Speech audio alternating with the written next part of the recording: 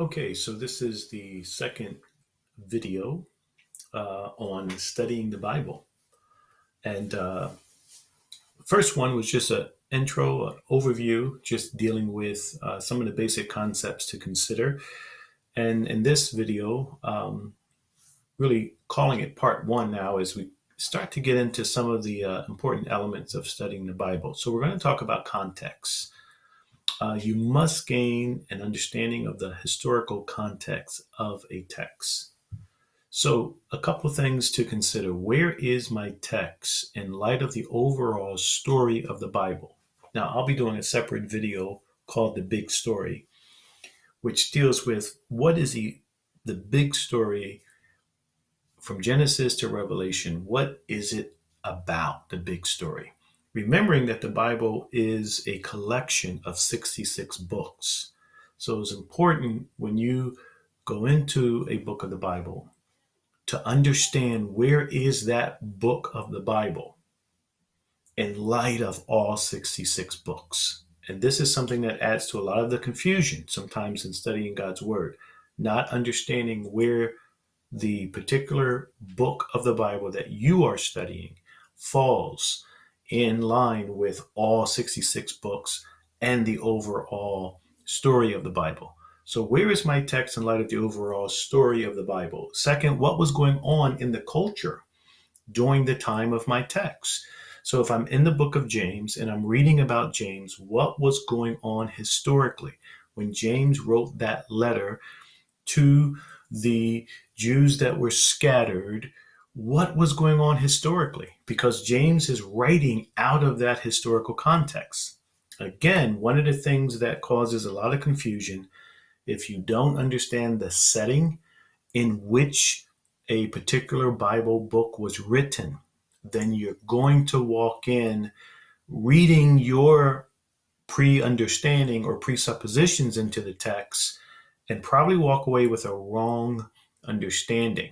All right. So understanding the historical context is so important. It would be like dropping in on a conversation, and these guys have been talking for about 2 hours, and then you come along and sit down for the last 10 minutes of their conversation. Will you be able to walk away understanding fully what the big idea was, what the issues were? No, because you don't understand what this whole conversation was about. You were not there in the beginning of the conversation. You're coming in at the end of the conversation. You may understand some of the things that they're saying within those 10 minutes, but you are missing over an hour and a half worth of conversating. All of that context you're missing. And oftentimes, this is what we do when it comes to studying God's Word. We're dropping in on a conversation.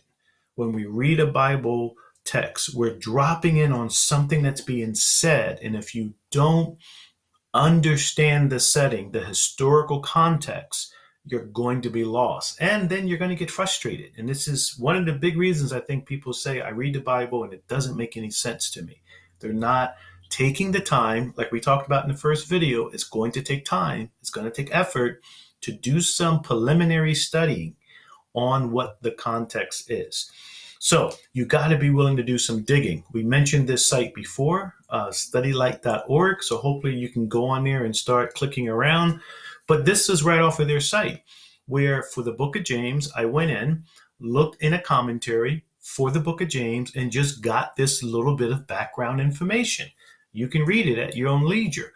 This is just a little paragraph. There was probably about 2 pages worth of background information on the book of James.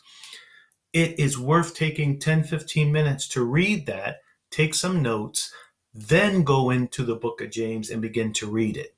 It just brings the text alive, because now you understand why James is saying certain things the way he is saying it.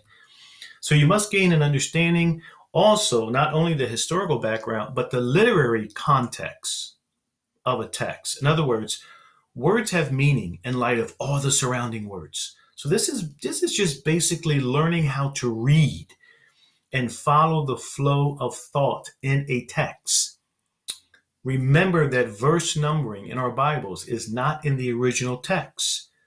You have to follow the flow of thought. The verses and the chapter divisions were put in there later to help us find the text. Remember, these were written on scrolls or bound papyrus. So don't just go by the verses, follow the flow of thought. And then the other thing is, what type of literature are you reading? Is it poetry? Is it historical? Is it narrative? Is it a letter?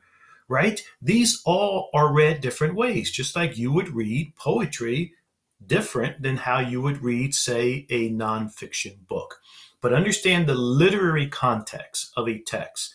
Read the words, paragraph, the sentences, and make sure you're following the flow of the author. So what's the ultimate goal here? We want to let the text speak for itself. Don't read into the text's meaning. And a lot of people will do that when they get frustrated. You have to have the historical setting, then you have to have the literary context following the flow of the author's thought. So you have to not only look at individual verses, but look at whole collective thoughts. Okay? So understand the historical context, understand the literary context. These are two important ingredients. So pick your book. Remember, take a short book from the New Testament or Old Testament and go ahead and look up some of the historical background. Maybe you did this with video 1 in the intro, but do some more historical digging of the background and then read through your text and write out in your own words the flow of thought of the author. What is he saying? What is he arguing? What does it seem like he's trying to get across? Start reading the Bible in groups, not just a verse, but in collective paragraphs, and get your hand around the whole idea, the big thought that the author is trying. Remember, we're building a pizza. Historical and literary context are the foundation, the dough, before we start adding all these toppings. But these are very basic concepts that's going to enable your Bible study to be more richer, and more importantly, for you to get the accurate meaning of this text. So try it. Go on studylight.org, do some historical research, and read with a literary context in mind, following the flow of thought of the author. And next week, we'll get another video up. If you have any questions as you're going through this, please shoot me an email at allentownfellowship@gmail.com, and I would be glad to answer those questions to help you in your endeavor in studying God's Word. Take care.